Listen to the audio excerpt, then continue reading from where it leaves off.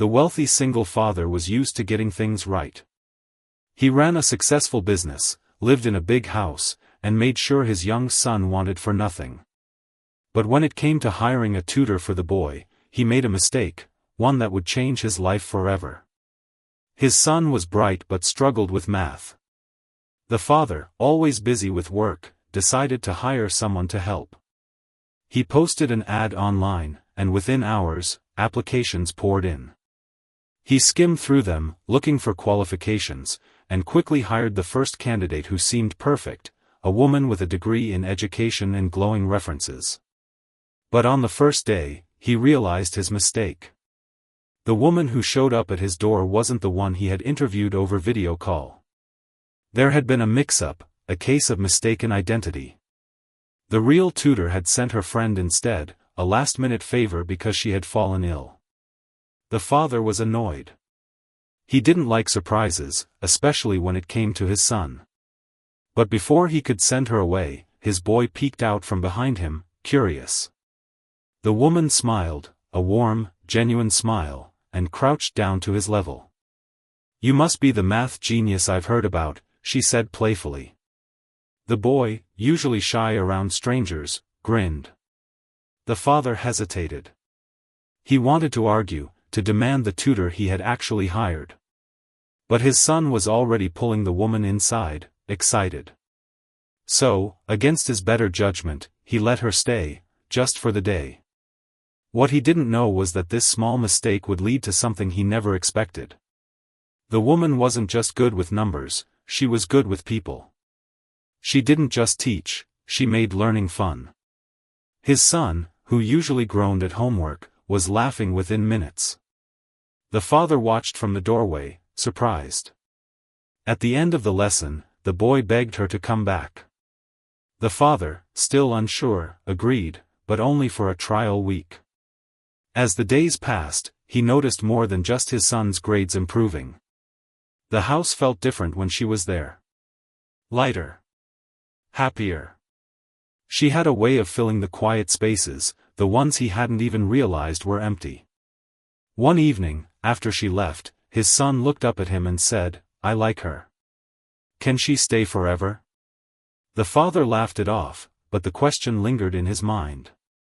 He told himself it was just about the tutoring. But deep down, he knew it was more. And that scared him. Because love was the one thing he hadn't planned for. The trial week turned into 2, then 3. The father told himself it was because his son's grades were improving, nothing more. But every time the tutor walked into the house, he found himself noticing little things. The way she tied her hair in a loose ponytail when she got serious about teaching. The way she laughed when his son made a silly joke.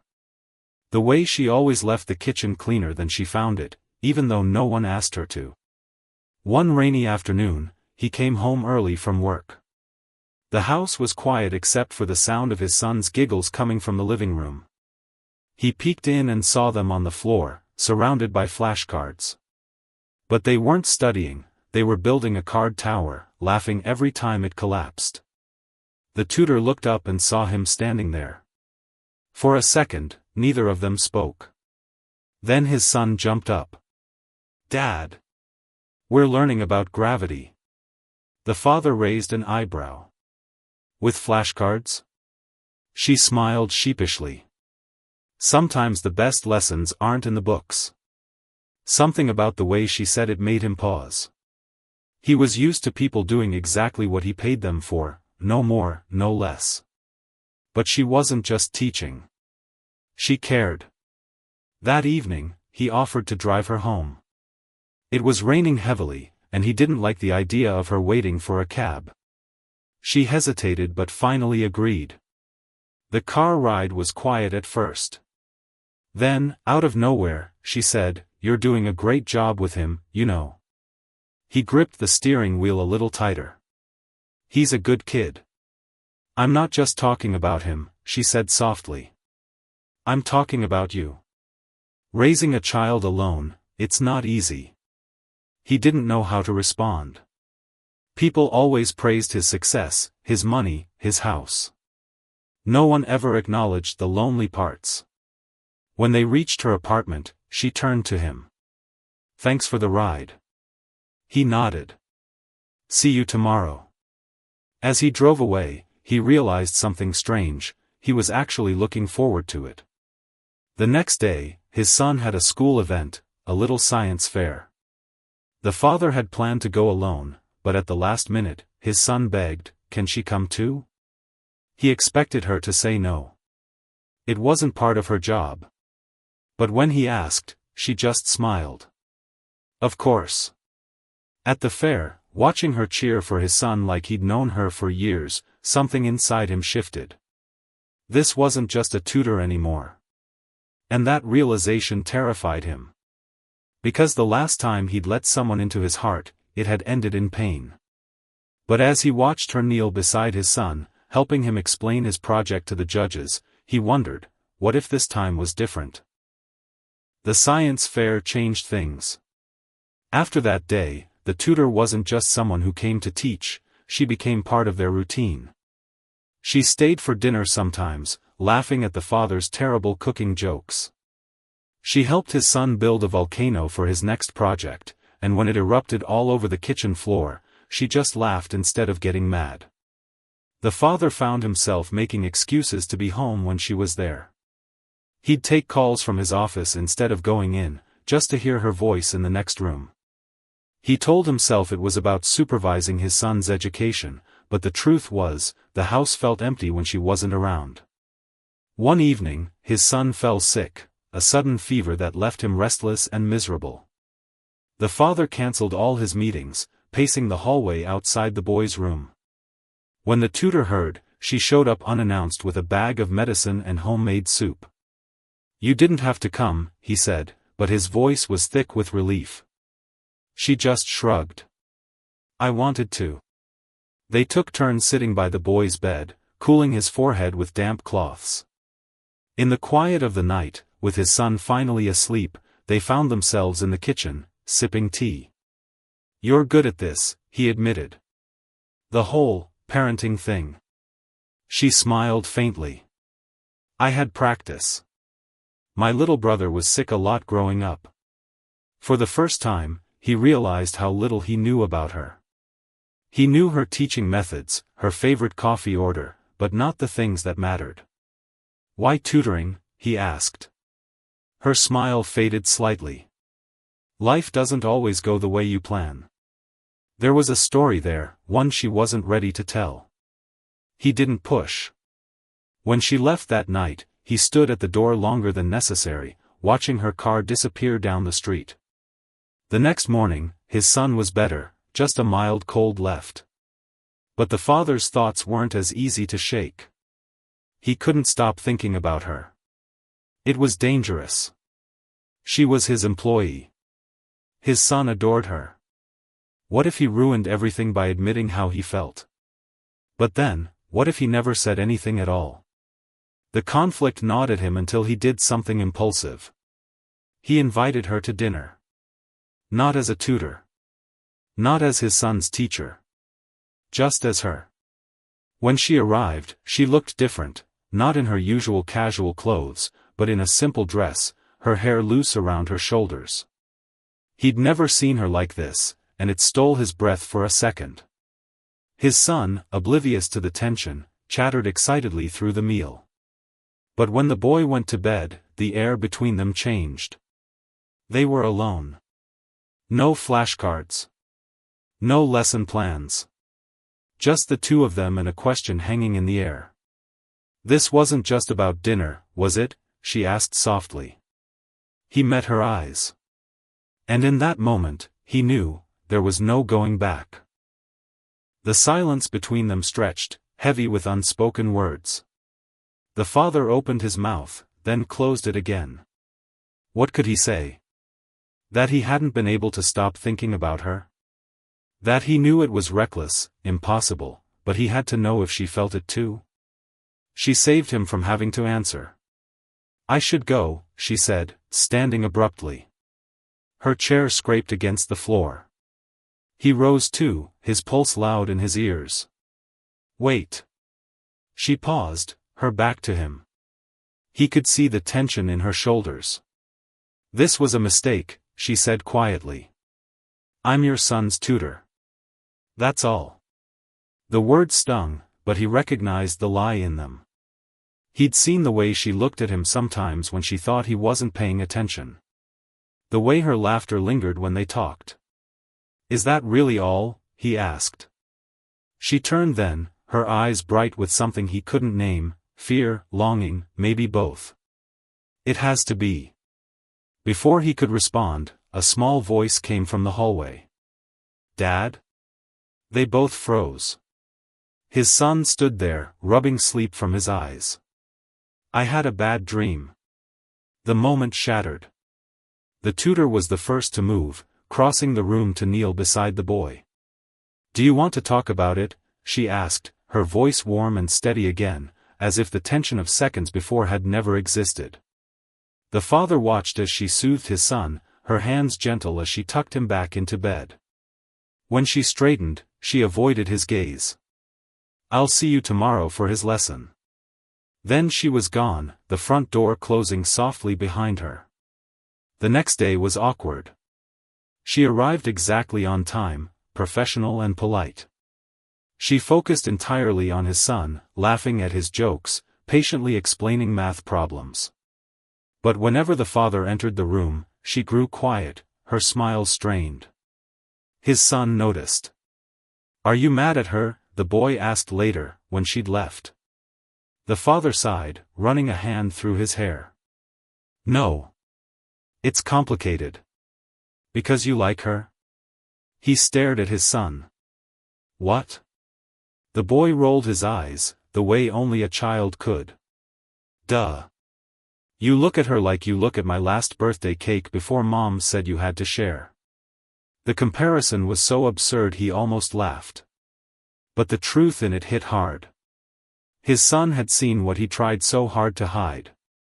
"It's not that simple," he said carefully. "Why not?" "Because I'm your father. Because she works for us. Because the last time I loved someone, they left." But he didn't say any of that. Instead, he pulled his son close. "Go do your homework." That night, he couldn't sleep. He replayed the dinner in his mind, the hope in her eyes when she'd arrived, the way she'd fled when things got real. She was scared too, he realized. That changed everything. The next morning, he made a decision. He waited until her lesson with his son was over, until the boy had run outside to play. Then he took a deep breath and said what he should have said days ago. "We need to talk." The tutor froze when he said those words, her fingers tightening around the stack of textbooks she was packing away. She didn't look up. "We really shouldn't." The father moved closer, careful not to crowd her. Outside, his son's laughter floated through the open window as he played in the yard. "I think we have to," he said quietly. "This isn't working." That made her look up, hurt flashing in her eyes before she could hide it. "If you want me to quit, just say it." "No," he said quickly, then sighed. "That's not what I meant." He ran a hand through his hair, struggling to find the right words. "The way we're acting around each other now, my son notices. He thinks I'm mad at you." She bit her lip, glancing toward the window where the boy could be seen chasing fireflies in the fading light. "I don't want to confuse him."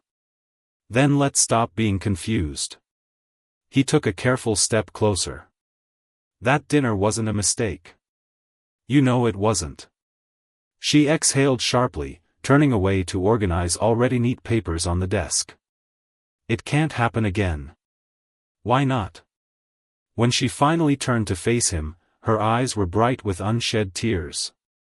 "Because I'm the help. Because people will talk. Because your son deserves better than." She gestured between them. "Whatever this is."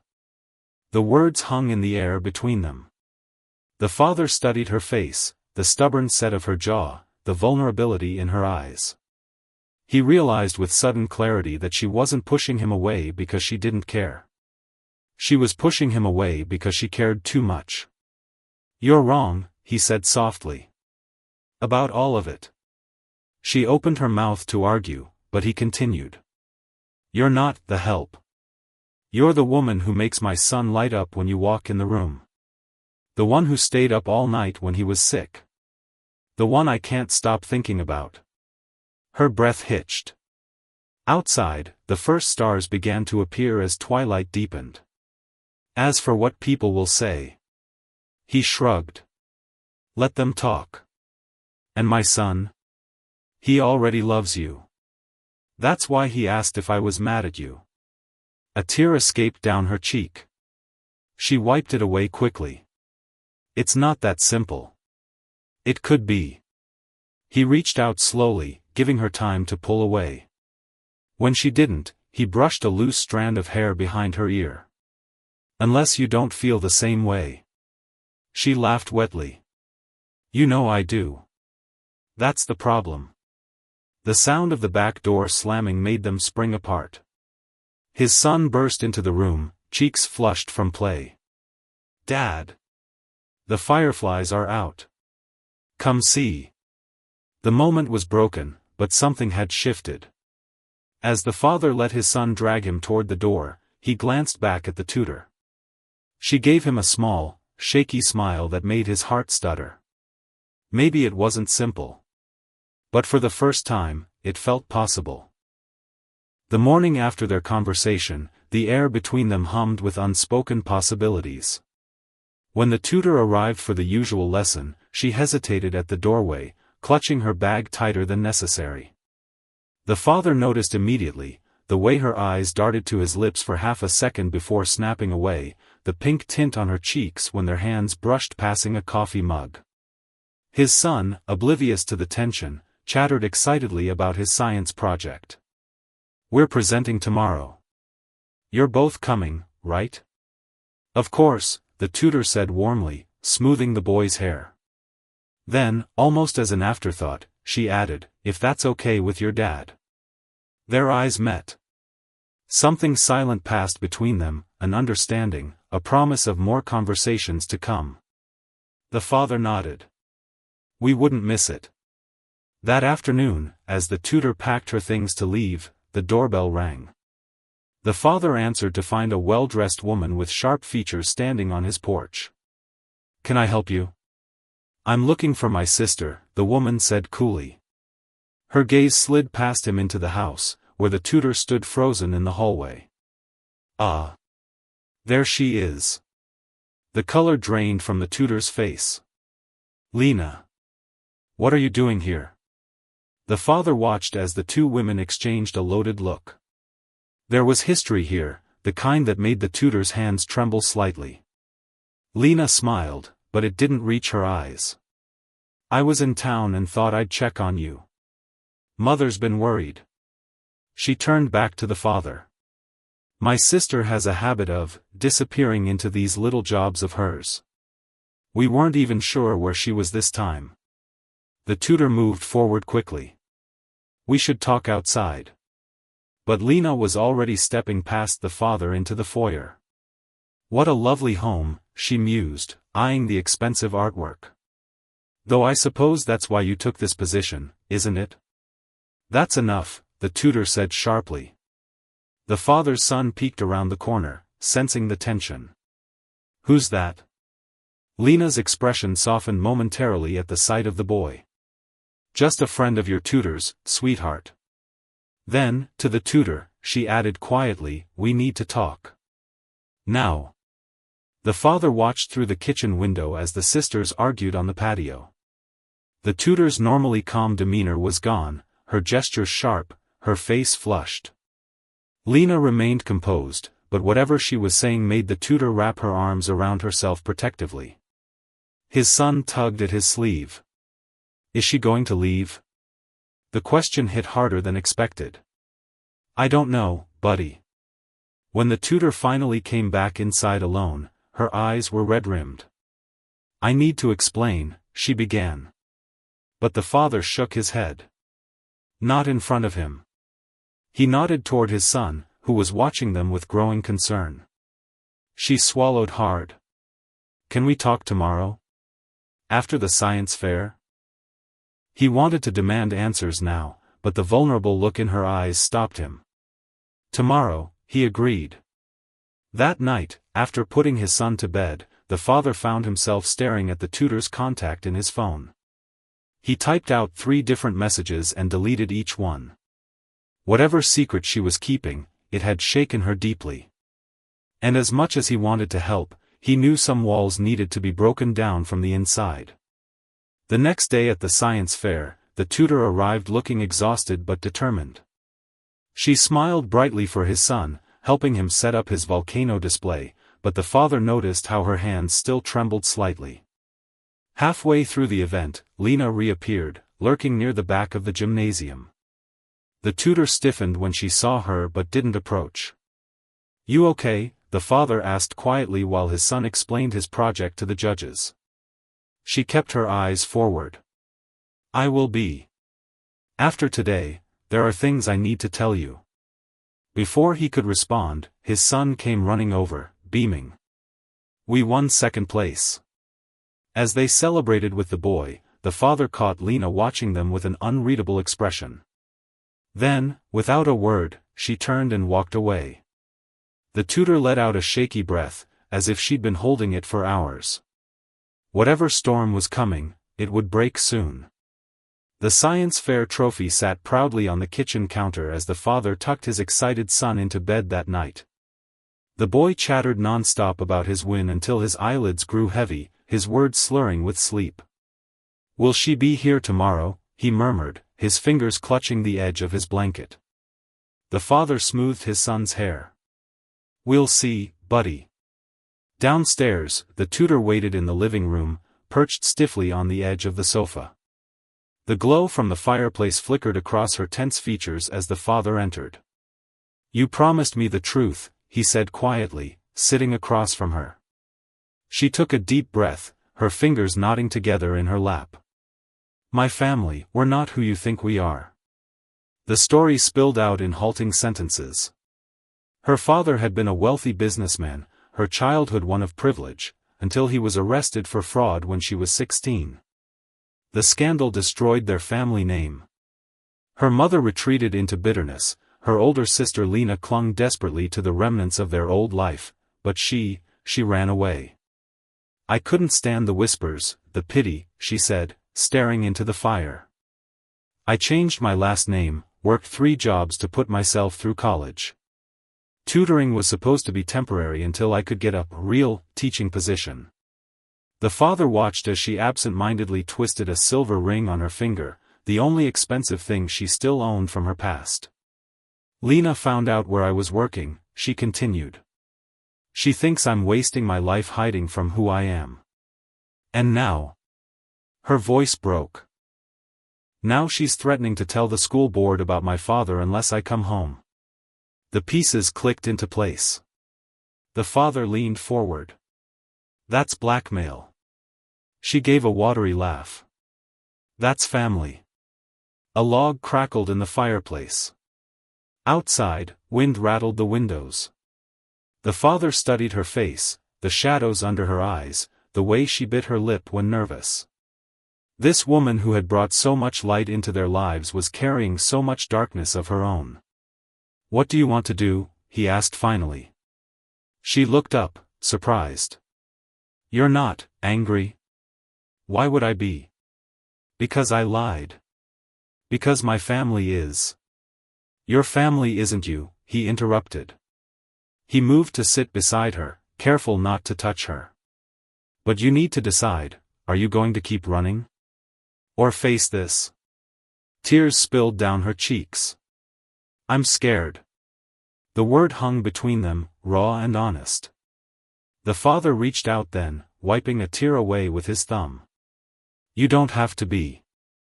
The next morning, the father found her asleep on the couch, curled under an afghan. Sunlight streamed through the windows, catching the gold in her hair. His son patted down the stairs and gasped. "She stayed over?" "Shoo," the father whispered, steering the boy toward the kitchen. "Let her sleep." But the tutor was already stirring. She sat up, blinking sleepily, her hair adorably mussed. When she saw them, a blush spread across her cheeks. His son didn't miss a beat. "Are you gonna live with us now?" The tutor's eyes flew to the father's face. He shrugged, fighting a smile. "Kid's got a point. My guest room is way nicer than your apartment." She laughed, the sound bright and clear, and something warm settled in the father's chest. Maybe they weren't a conventional family. Maybe there would be challenges ahead. But in that sunlit moment, it felt like enough. The peace didn't last. 3 days after the tutor moved into the guest room, just temporarily, they told his son, Lena returned. This time, she didn't ring the doorbell. The father found her waiting in his office lobby when he arrived for work, her designer heels tapping impatiently against the marble floor. "We need to talk about my sister," she said by way of greeting. The father gestured to his assistant to cancel his morning meetings. Something in Lena's cold expression told him this conversation wouldn't wait. She laid out her terms in his office over coffee neither of them drank. "My mother is hosting the annual charity gala next weekend. My sister will attend as herself, using our family name, wearing our grandmother's jewels." Lena's manicured finger tapped the edge of his desk. "If she doesn't show, I'll notify every school district in the state about her background."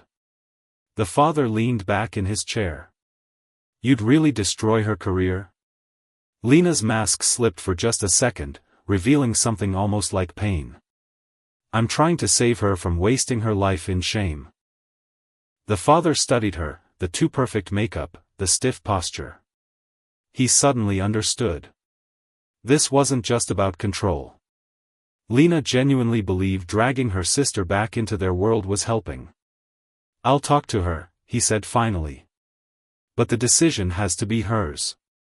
Lena stood, smoothing her skirt. 1 week. The gala is Saturday at 8. The tutor reacted exactly as he expected when he told her that night, panic, then anger. "I can't go back there." She paced the length of the living room, her arms wrapped tightly around herself. "Those people watched my father get led away in handcuffs. They'll whisper. They'll stare." The father waited until she wore herself out, then took her hands. "Then let them." She froze. "You walk in there with your head high," he continued. "Show them you're not ashamed of who you are. That you've built a good life despite everything." Her grip tightened on his fingers. "Will you come with me?" The question hung between them, weighted with meaning. Going with her meant publicly declaring their relationship, to her family, to his business associates who might attend, to the world. He didn't hesitate. "Try to stop me." The night of the gala arrived too quickly. The father adjusted his tie in the foyer mirror while his son, staying with a trusted neighbor, bounced excitedly around them. "You look like a princess," he told the tutor. She did. The emerald green gown complemented her eyes, and the family heirloom diamonds at her ears and throat caught the light with every movement. But the father saw how her hands shook as she smoothed the fabric. "Hey!" He turned her to face him. "Remember why we're doing this?" She took a deep breath and nodded. The gala was everything she'd feared. As they entered the glittering ballroom, conversation stuttered. Heads turned. The tutor's fingers dug into the father's arm, but her smile never wavered. Lena appeared instantly, her gaze flickering over them with calculated approval. "Mother is waiting." The father felt the tutor tense as they approached the elegant older woman holding court near the champagne fountain. For a heartbeat, no one spoke. Then, "You've grown up," her mother said simply. There were tears in her eyes. Something shattered in the tutor's expression. All her prepared defenses crumbled at those 3 words. The father squeezed her hand and stepped back, giving them space. Lena intercepted him with 2 glasses of champagne. "Happy?" he asked dryly. Lena watched her sister embrace their mother after years apart. "Yes," she said, and for once, she sounded completely genuine. Later, as the tutor danced with her laughing mother and the father chatted with pleasantly curious guests, he realized something remarkable: no one cared about the old scandal. Or if they did, they were smart enough not to show it. The tutor found him as the clock struck midnight, her eyes brighter than the chandeliers. "Thank you," she whispered. He brushed a kiss against her temple, not caring who saw. "Ready to go home?" She looked around at the ballroom, at her mother deep in conversation, at Lena pretending not to watch them, and nodded. Our home. Epilogue. 6 months later, the father stood in that same foyer where they'd first met, adjusting his tie again. His son, now proudly calling the tutor Mom, fussed with the flower in his buttonhole. "Stop squirming," the boy ordered seriously. The father laughed and obeyed. Down the hallway, the tutor appeared in a white dress, her smile more radiant than any diamond. The father met her halfway, as he had in every way that mattered. And when they kissed as husband and wife, their son cheering loudly between them, the father knew, some mistakes lead to the best things in life.